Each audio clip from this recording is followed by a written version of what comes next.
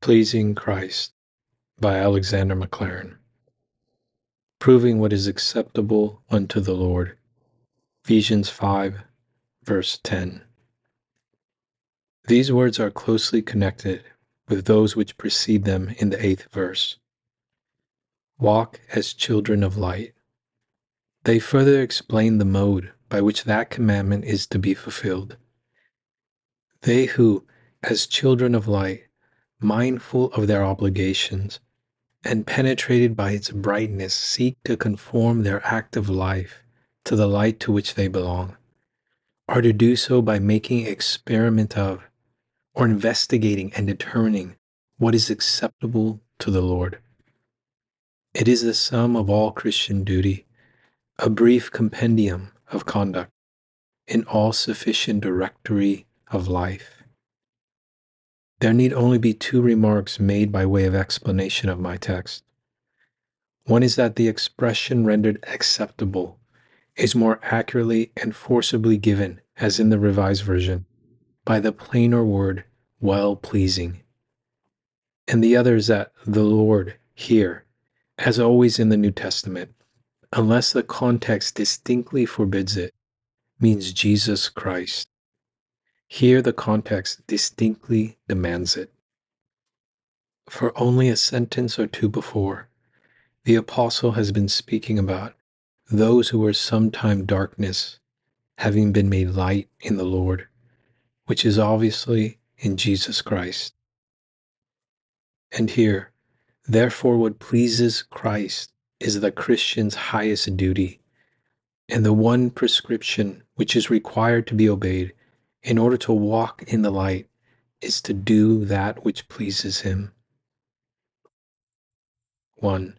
So then, in these brief words, so comprehensive, and going so deep into the secrets of holy and noble living, I want you to notice that we have first the only attitude which corresponds to our relations to Christ. How remarkable it is that this apostle should go on the presumption that our conduct affects him, that it is possible for us to please or to displease Jesus Christ now. We often wonder whether the beloved dead are cognizant of what we do, and whether any emotions of something like either our earthly complacency or displeasure can pass across the undisturbed calm of their hearts if they are aware of what their loved ones here are doing. That question has to be left very much in the dark. However, our hearts may sometimes seek to enforce answers. But this we know, that loving Lord, not merely by the omniscience of his divinity, but by the perpetual knowledge and sympathy of his perfect manhood, is not only cognizant of, but is affected by the conduct of his professed followers here on earth.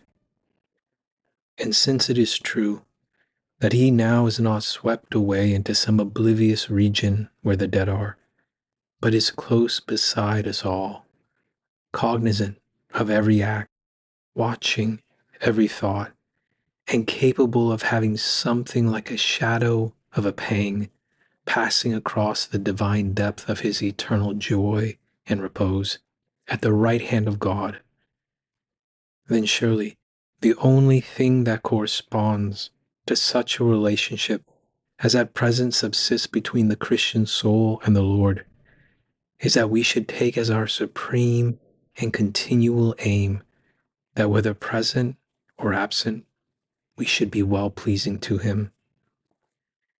Nor does that demand rest only upon the realities of our present relation to that Lord, but it goes back to the past facts on which our present relation rests. And the only fitting response to what he has been and done for us is that we should each of us in the depths of our hearts and in the widest circumference of the surface of our lives enthrone him as absolute Lord and take his good pleasure as our supreme law. Jesus Christ is King because he is Redeemer. The only adequate response to what he has done for me is that I should absolutely submit myself to Him and say to Him, O Lord, truly I am thy servant. Thou hast loosed my bonds.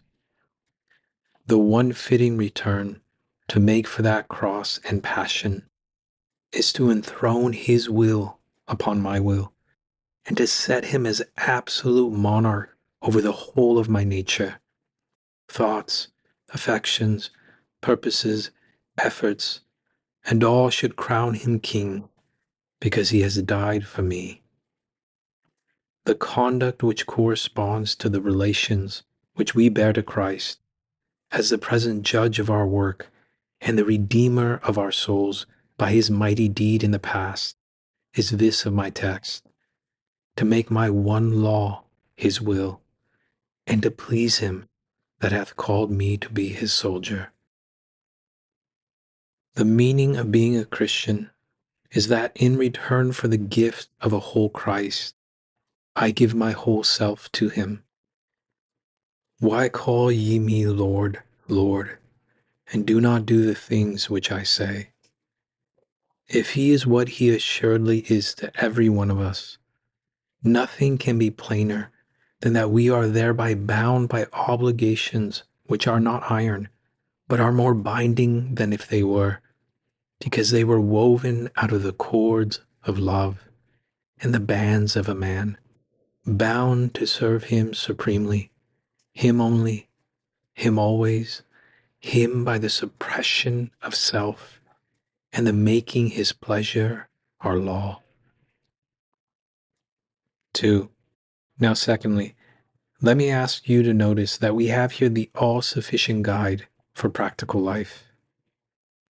It sounds very mystical and a trifle vague to say, do everything to please Jesus Christ. It is all comprehensive. It is mystical in the sense that it goes down below the mere surface of prescriptions about conduct. But it is not vague, and it is capable of immediate application to every part and to every act of every man's life. For what is it that pleases Jesus Christ? His own likeness, as according to the old figure, which is, I suppose, true to spiritual facts, whether to external facts or not. The refiner knows that the metal is ready to flow when he can see his own face in it.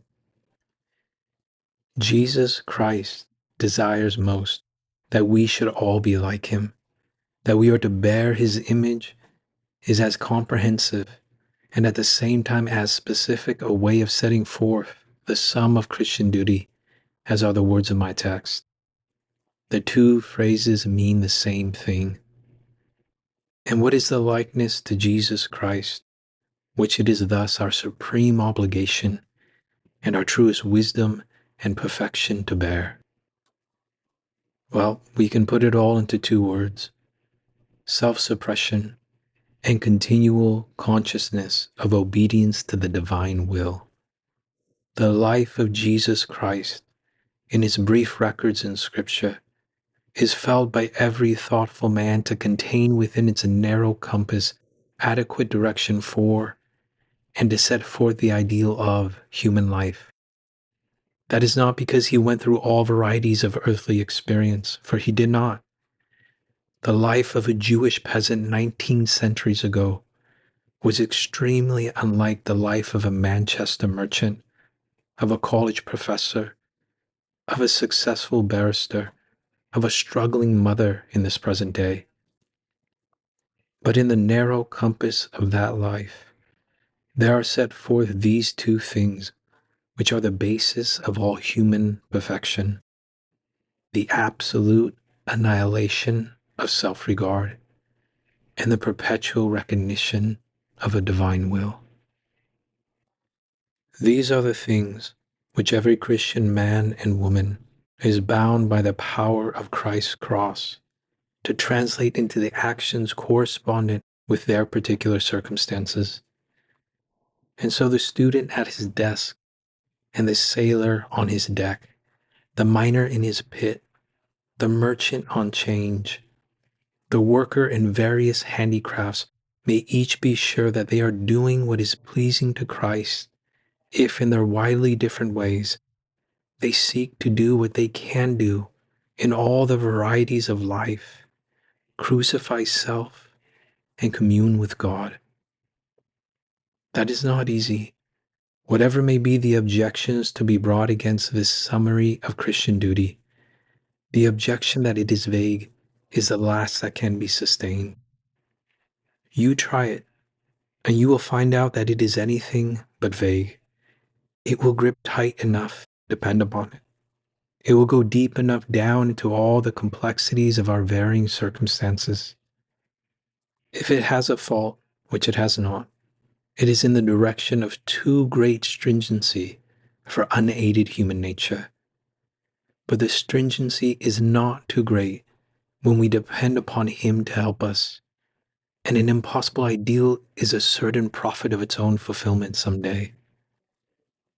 So, brethren, here is the sufficient guide, not because it cumbers us with a mass of wretched little prescriptions, such as a martinet might give about all sorts of details of conduct. That is left to profitless casuists, like the ancient rabbis. But the broad principles will effloresce into all manner of perfectnesses and all fruits. He that has in his heart these thoughts, that the definition of virtue is pleasing Jesus Christ, that the concrete form of goodness is likeness to Him, and that the elements of likeness to Him are these two, that I should never think about myself and always think about God, needs no other guide or instructor to fill his life with whatsoever things are lovely and of good report, and to make his own all that the world calls virtue, and all which the consciences of good men have conspired to praise. But not only does this guide prove its sufficiency by reason of its comprehensiveness, but also because there is no difficulty in ascertaining what at each moment it prescribes. Of course, I know that such a precept as this cannot contain in itself guidance in matters of mere practical expediency. But apart from these, which are to be determined by the ordinary exercise of prudence and common sense, in regard to the right and wrong of our actions, I believe that if a man wants to know Christ's will and takes the way of knowing it which Christ has appointed, he shall not be left in darkness, but shall have the light of life. For love has a strange power of divining love's wishes, as we all know, and as many a sweetness in the hearts and lives of many of us has shown us. If we cherish sympathy with Jesus Christ, we shall look on things as He looks on them, and we shall not be left without the knowledge of what His pleasure is. If we keep near enough to Him, the glance of His eye will do for guidance, as the old psalm has it. They are rough animal natures that do not understand how to go unless their instructors be the crack of the whip or the tug of the bridle. I will guide thee with mine eye. A glance is enough where there are mutual understanding and love. Two musical instruments in adjoining rooms, tuned to the same pitch, have a singular affinity, and if a note be struck on the one, the other will vibrate to the sound.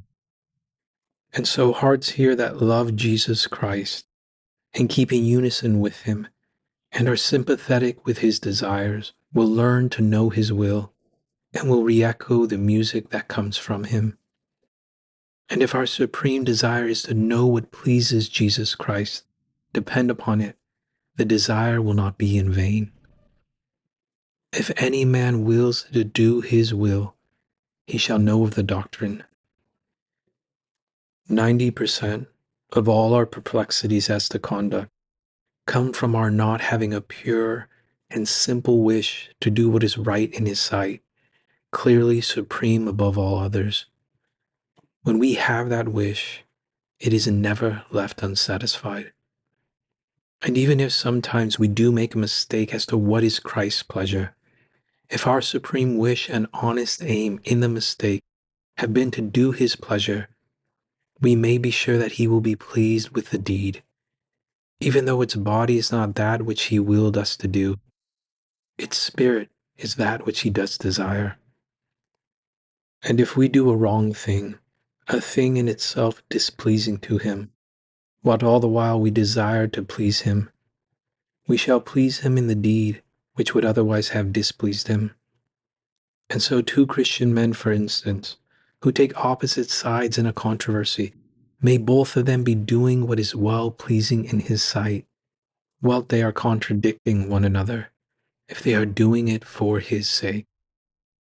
And it is possible that the inquisitor and his victim may both have been serving Christ. At all events, let us be sure of this, that whensoever we desire to please him, he will help us to do it, and ordinarily will help us by making clear to us the path on which his smile rests. 3. Again, notice that we have here an all-powerful motive for Christian life. The one thing which all other summaries of duty lack is motive power to get themselves carried into practice. But we all know from our own happy human experience that no motive which can be brought to bear upon men is stronger, when there are loving hearts concerned, than this simple one: do it to please me. And that is what Jesus Christ really says. That is no piece of mere sentiment, brethren, nor of mere pulpit rhetoric. That is the deepest thought of Christian morality, and is the distinctive peculiarity which gives the morality of the New Testament its clear supremacy over all other. There are precepts in it far nobler and loftier than can be found elsewhere. The perspective of virtues and graces in it is different from that which ordinarily prevails amongst men. But I do not think that it is in the details of its precepts, so much as in the communication of power to obey them, and in the suggestion of the motive which makes them all easy, that the difference of Christ's ethics from all the teaching of the world beside is most truly to be found. And here lies the excellence thereof. It is a poor, cold thing to say to a man, do this because it is right. It is a still more powerless thing to say to him, do this because it is expedient. Do this because in the long run it leads to happiness. It is all different when you say, do this to please Jesus Christ, to please that Christ who pleased not himself, but gave himself for you. That is the fire that melts the ore. That is the heat that makes flexible the hard, stiff material. That is the motive which makes duty delight, which makes the rough places plain and the crooked things straight. It does not abolish natural tastes. It does not supersede natural disinclinations, but it does smooth and soften unwelcome and hard tasks, and it invests service with a halo of glory and changes the coldness of duty into rosy light, as when the sunrise strikes on the peaks of the frozen mountains. The one motive which impels men and can be trusted to secure in them whatsoever things are noble is to please him. So we have the secret of blessedness in these words. For self-submission and suppression are blessedness. Our miseries come from our unbridled wills far more than from our sensitive organizations. It is because we do not accept providences that providences hurt. It is because we do not accept the commandments that the commandments are burdensome. Those who have no will, except as it is vitalized by God's will, have found this secret of blessedness and have entered into rest. In the measure in which we approximate to that condition, our wills will be strengthened as well as our hearts set at ease. And blessedness comes too, because the approbation of the master, which is the aim of the servant, is reflected in the satisfaction of an approving conscience, which points onwards to the time when the master's approval shall be revealed in the servant's glory. I was reading a day or two ago about a religious reformer who rose in eastern lands a few years since and gathered many disciples. He and his principal follower were seized and about to be martyred. They were suspended by cords from a gibbet to be fired at by a platoon of soldiers. And as they hung there, the disciple turned to his teacher and as his last word on earth said, "Master, are you satisfied with me?" His answer was a silent smile, and the next minute a bullet was in his heart. Dear brethren, do you turn to Jesus Christ with the same question, "Master, art thou satisfied with me?" And you will get his smile here and hereafter. Well done, good and faithful servant.